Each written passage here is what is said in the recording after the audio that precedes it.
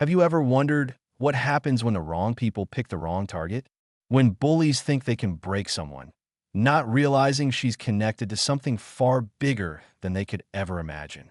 This is the story of a quiet farm girl who faced 20 violent bikers alone, and what she did next left an entire town speechless.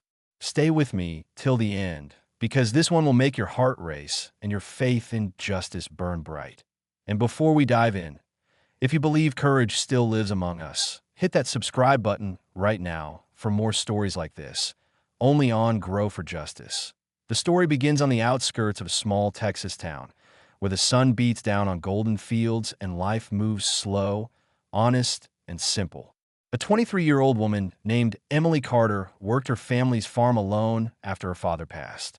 Her days were filled with early mornings, heavy lifting, and quiet evenings by the porch with her dog, Ranger. She was strong, but not loud, kind, but not weak. And to the people who really knew her, Emily was the kind of person who'd give you her last loaf of bread if you were hungry, or stand between danger and someone who couldn't fight. But one evening, that kindness was tested in ways no one could have imagined. It was a dusty Friday afternoon when a group of 20 bikers rolled into town. They called themselves the Black Reapers, a name that locals whispered with fear. They had a reputation: extortion, threats, illegal racing, and worse. The sheriff's department tried to stay clear of them because any confrontation risked chaos. Most townsfolk just avoided trouble and hoped they'd ride off after a night of drinking. Emily didn't even know they'd arrived. She was in her barn, stacking feed bags, her phone on a shelf, playing soft country music. The golden light of dusk filtered through the cracks of old wood when she heard engines, 20 of them, roaring down the dirt road. Her heart tightened. She wasn't expecting anyone.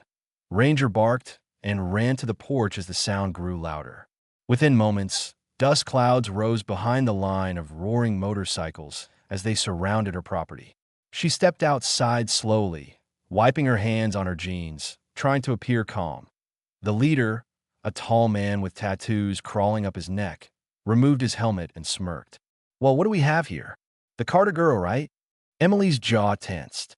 "Can I help you?" He grinned wider. "Heard your daddy left you this big piece of land. But it's worth a lot. See, my boys here need a place to hang out for a while. And I figured, being neighbors and all, you'd be smart enough to cooperate." Emily shook her head. "This isn't a clubhouse. It's my home." The men laughed, loud, cruel, echoing through the open fields. The leader's eyes darkened. "You're going to regret that answer." The next few minutes felt like a nightmare. They dismounted, circling her like wolves. One of them grabbed her arm. "Maybe we just take a look around," he said. She shoved him back, hard, and his grin vanished. The leader snapped his fingers. "Teach her some manners." Emily tried to run toward the porch, but one biker caught her by the hair. Ranger lunged, biting his arm, and was kicked away. Emily screamed, her hands swinging, fighting as they dragged her toward the barn. Every muscle in her body screamed with adrenaline. She clawed, punched, did everything she could, but they were too many. Then one of them shoved her against the dirt. "You don't talk to us like that," he yelled, raising his hand. But as he did, Emily's hand reached for her pocket.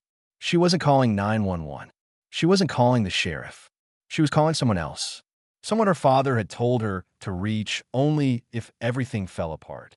A number saved under one word: team. The line clicked. A man's voice answered instantly, calm but commanding. "Go ahead, Carter." Her breath shook. "It's Emily. Dad's code, Red Hawk. I need help now." The line went silent for half a second. Then the man's tone hardened. "Stay alive for 10 minutes." She didn't know it, but 5 Delta Force operators, men who had served with her late father in special missions, were already moving. They didn't ask for coordinates. They already knew her location. Back on the farm, chaos erupted. Emily was trying to crawl away when one of the bikers yanked her hair again. "You think somebody's coming to save you, little girl?" he sneered. She looked up, dirt smeared across her face, blood trickling from her lip. "They already are," she whispered. Minutes ticked by. The bikers grew restless. One of them started pouring gas on the barn floor.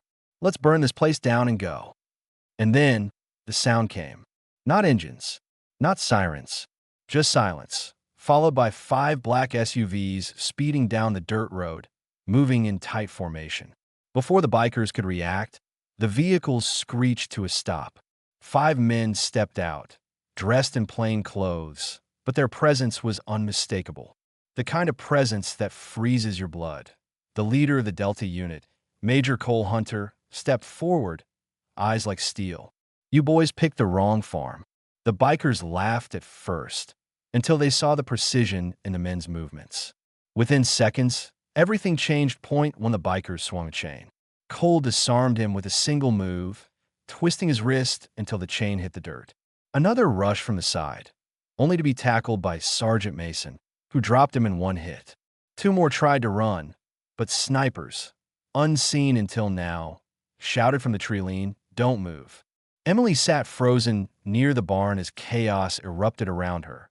But this time, it wasn't her chaos. It was theirs.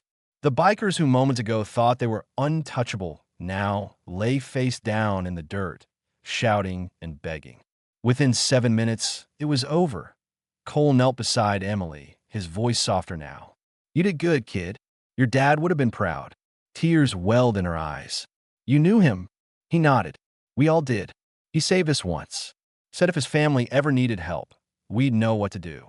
By the time the sheriff arrived, all 20 bikers were handcuffed and ready for transport. None of them resisted. They didn't dare. The Delta Force team, efficient as ever, didn't wait for thanks. They just ensured Emily was safe, gave her a nod, and vanished back into the horizon. That night, Emily sat on her porch, bruised but alive, Ranger's head resting on her lap.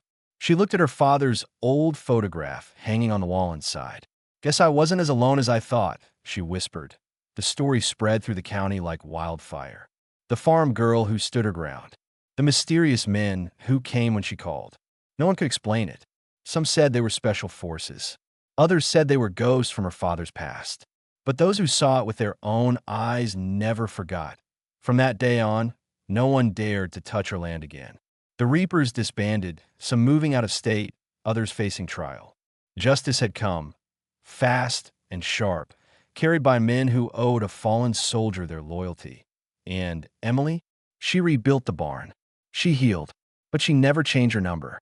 Because she knew, if the world ever went dark again, 5 shadows would always come running. And that, my friends, is the story of how a simple farm girl became a living legend in her town. Not because she was fearless, but because she stood up when it mattered most. If this story gave you chills, if it reminded you that justice always finds a way, then don't forget to subscribe to Grow for Justice for more powerful stories like this one. And hey, before you go, tell us in the comments where you're watching from. We love hearing from all corners of the world, because courage, my friends, has no zip code.